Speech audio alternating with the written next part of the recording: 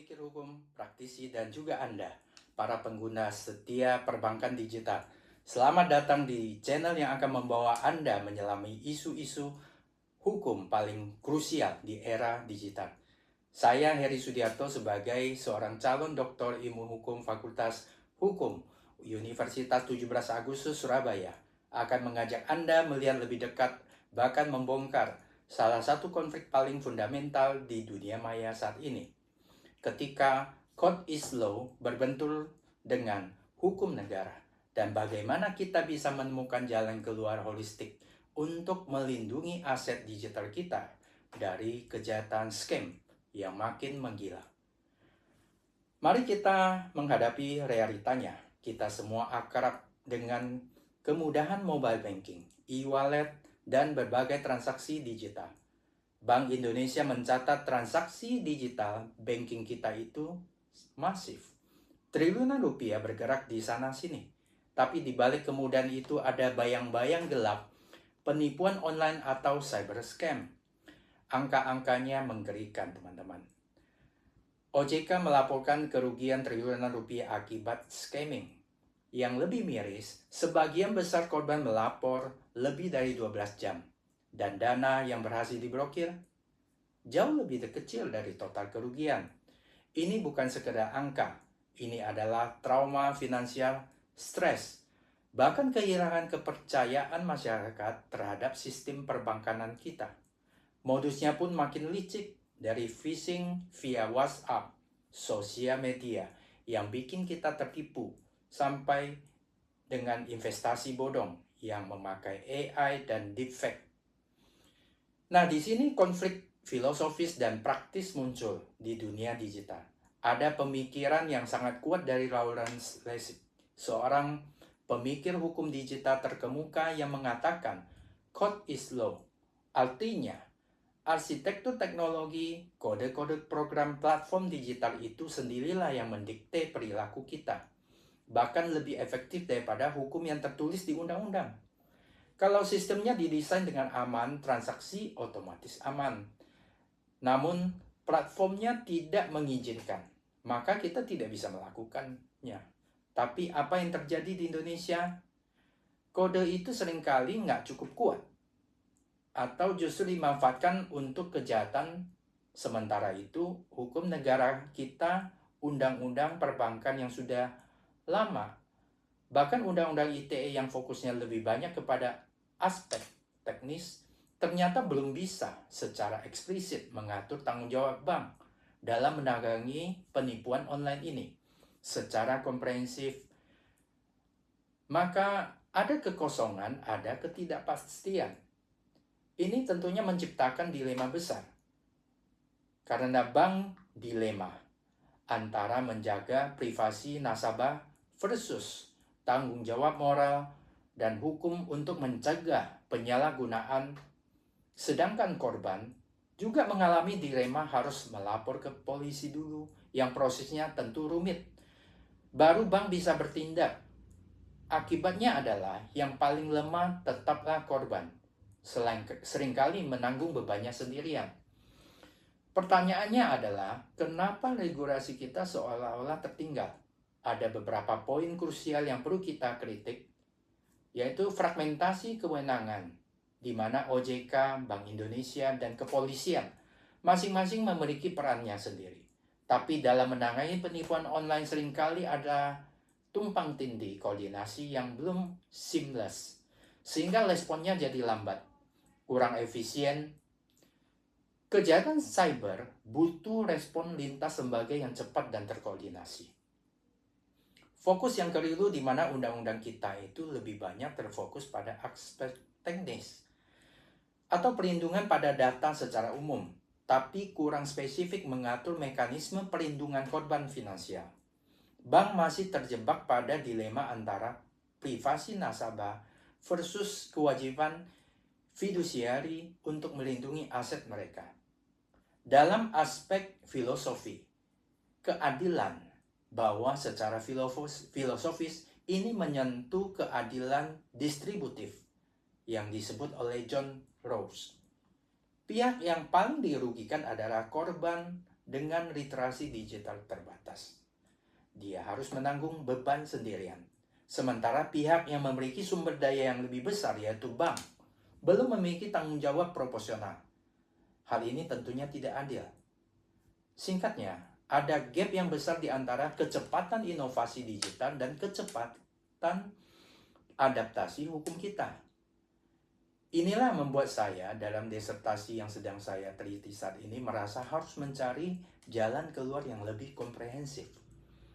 Jadi ada tawaran pemikiran dari disertasi saya ini.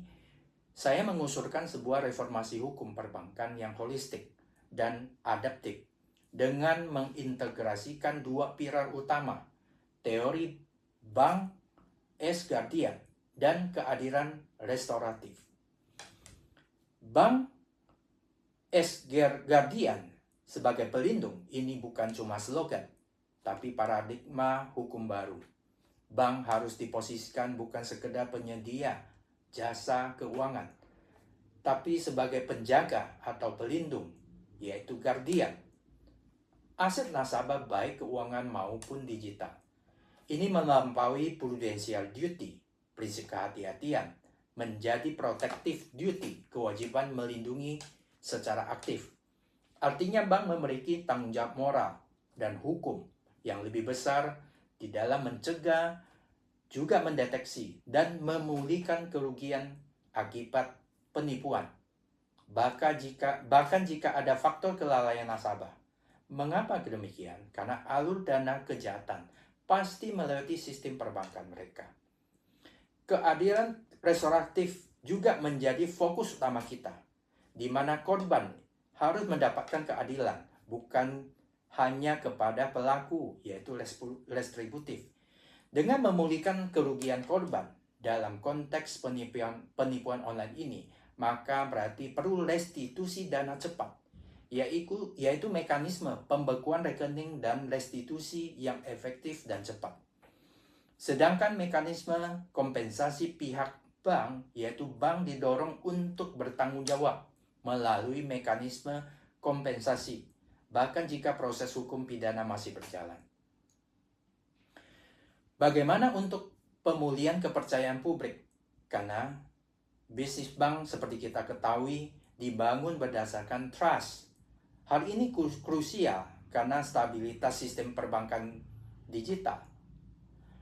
Nah, untuk merumuskan ini, saya tidak hanya meneliti hukum positif kita, tapi juga melakukan perbandingan hukum dengan negara-negara maju, seperti Uni Eropa dengan SCA Amerika Serikat dengan EFTA dan regulasi E, serta Singapura dengan Share Responsibility Framework mereka. Kita belajar dari best practice mereka, melihat bagaimana mereka membagi tanggung jawab antara bank, telco, dan regulasi, untuk kemudian mengadaptasi dan merumuskan model yang paling cocok untuk Indonesia. Jadi jalan keluar holistik yang saya tawarkan adalah rekonstruksi tanggung jawab bank di mana mengukuhkan posisi bank sebagai guardian dengan kewajiban preventif dan represif yang jelas tentunya. Bukan hanya pasif, ini perlu diatur secara eksplisit dalam regulasi kita. Kerangka regulasi adaptif yaitu memperbaharui undang-undang perbankan dan regulasi terkait agar lebih responsif terhadap dinamika kejahatan cyber, mengadopsi prinsip SCA yang adaptif dengan konteks lokal, dan memperjelas mekanisme pembekuan rekening, serta restitusi dana. Kolaborasi lintas sektor yang kuat dengan membangun ekosistem kolaborasi yang terintegrasi antara OJK, BI, kepolisian, kejaksaan, dan lembaga keuangan, dan juga penyedia telekomunikasi. Share Responsibility Framework ala Singapura bisa menjadi inspirasi. Sementara itu, edukasi dan literasi digital masif akan menjadi kunci. Masyarakat harus diperdayakan untuk melindungi diri sendiri. Penguatan teknologi dan AI. Penggunaan AI dan teknologi canggih untuk deteksi dini, fraud oleh bank dan regulator. Ini bukan pekerjaan satu pihak. Ini adalah tanggung jawab bersama untuk menciptakan ekosistem perbankan digital yang aman, adil, dan terpercaya. Singkatnya, perbankan digital adalah masa depan. Tapi masa depan itu harus aman dan adil. Konflik antara code is law dan hukum negara harus kita selesaikan dengan pendekatan yang cerdas dan berpihak pada keadilan substantif, terutama bagi korban. Sebagai penutup, saya ingin meninggalkan semua pemikiran yang saya harap bisa menjadi pandangan hukum baru. Di era di mana kode adalah menjadi arsitek takdir finansial kita, hukum tidak boleh lagi hanya menjadi juru damai yang terlambat. Hukum harus bertransformasi menjadi seorang guardian, yaitu pelindung. Bekerja bersama kode untuk tidak hanya menghukum, tetapi secara proaktif melindungi dan secara restoratif memulihkan setiap aset yang direnggut oleh tangan-tangan jahat di dunia maya. Ini adalah panggilan bagi kita semua, terutama para pembuat regulasi, lembaga perbankan, dan kita semua sebagai pengguna untuk bersama-sama menciptakan masa depan perbankan digital yang benar-benar berdaulat dan berkeadilan. Terima kasih telah menyimak. Jangan lupa like, share, subscribe untuk diskusi